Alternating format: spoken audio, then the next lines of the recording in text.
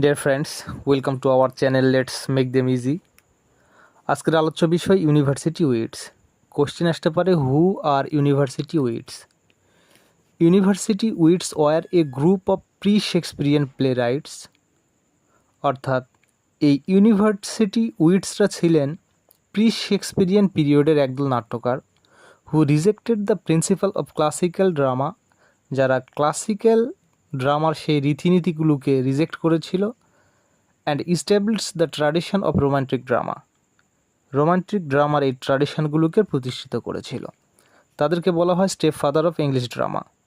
এছাড়াও ইউনিভার্সিটি উইটসদের আর একটা পরিচয় হলো, ইউনিভার্সিটি উইটসরা 16th সেঞ্চুরির ইংলিশ প্লে রাইটস এবং জনপ্রিয় সেকুলার প্লে রাইটস। এখন জেনে নেই কে কে ছিলেন এই ইউনিভার্সিটি উইটস।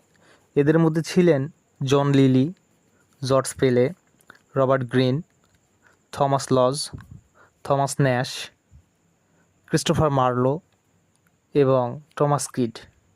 এরা সবাই অক্সফোর্ড অথবা ক্যামব্রিজ পড়ুয়া ছিল। কেবলমাত্র থমাস কিডই অক্সফোর্ড এবং ক্যামব্রিজের ছিলেন না।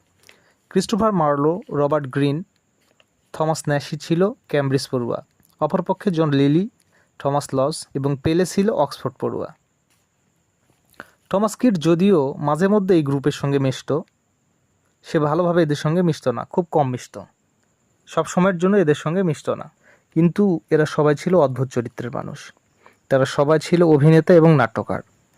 এই প্রত্যেকের সাথে প্রত্যেকের খুবই ঘনিষ্ঠ সম্পর্ক ছিল। তারা সবাই ঘর ছাড়া ছিল, ভবঘুরে জীবনযাপন করত, অর্থাৎ নোম্যাডিক লাইফ লিড করত। তারা সবাই ছিল উদাসীন প্রকৃতির। তাদের মধ্যে কোনো ধর্ম এবং ধার্মিকতা ছিল না। তারা নাস্তিক ছিল। তাদের মধ্যে ধর্মকর্ম ছিল না। তারা হেভিলি ড্রিঙ্ক করত, অর্থাৎ তারা সবাই ছিল মাতাল। ছোট বড় সব ধরনের পাপ কাজের সঙ্গে তারা জড়িত ছিল, অর্থাৎ সবাই ছিল অসভ্য প্রকৃতির মানুষ। এবং এরা ছিল ইউনিভার্সিটি উইটস।